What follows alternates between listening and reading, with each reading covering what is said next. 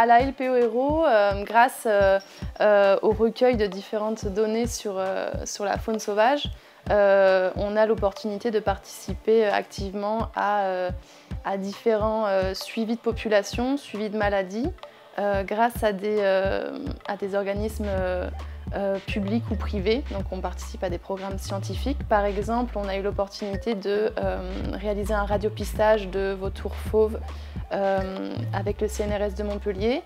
On réalise également des analyses, des études de rage sur des chauves-souris.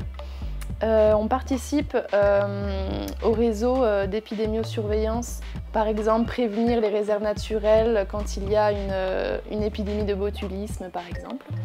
On fait également beaucoup de suivi de population, par exemple chez l'outarde canepetière qui a un plan national d'action pour elle. On soigne les outardes canepetières qui arrivent en centre et on participe également à l'actualisation des sites de nidification quand par exemple on recueille une outarde qui nous provient d'un site non connu jusqu'alors.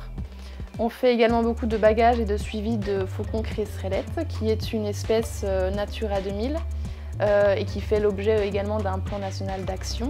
On récupère principalement les jeunes qui ne sont pas encore totalement émancipés, qui ne volent pas pour le moment.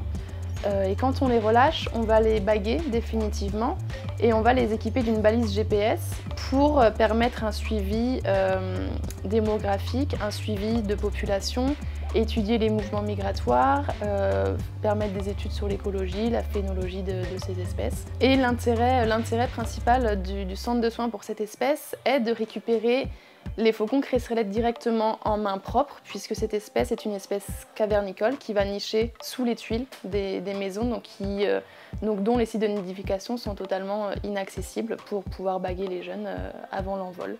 La LPO Héros lutte également contre le braconnage et la destruction d'espèces, donc que ce soit par exemple des tirs de chasse, la destruction de nids, etc.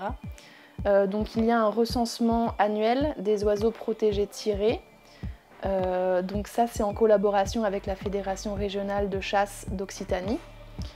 Donc il y a un recueil et un envoi des informations comme l'espèce tirée, la date de découverte de l'oiseau, la commune de découverte et les coordonnées du découvreur, ainsi que le devenir de l'oiseau au centre de soins, s'il a été relâché, s'il est mort, etc. Donc ces informations sont envoyées à la Fédération régionale de chasse, à l'Office national de chasse et de faune sauvage, et ainsi qu'aux polices rurales suivant les communes.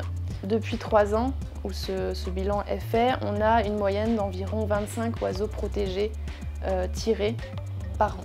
Il serait intéressant d'avoir plus de moyens financiers au centre de soins pour avoir par exemple un poste de radiographie directement au centre de soins, ce qui nous éviterait d'éventuels allers-retours chez notre vétérinaire qui sont assez récurrents, de pouvoir radiographier du coup plus d'oiseaux afin d'avoir sensiblement une meilleure visibilité des fractures pour permettre un meilleur établissement de l'oiseau et éventuellement de déceler plus d'oiseaux protégés plombés.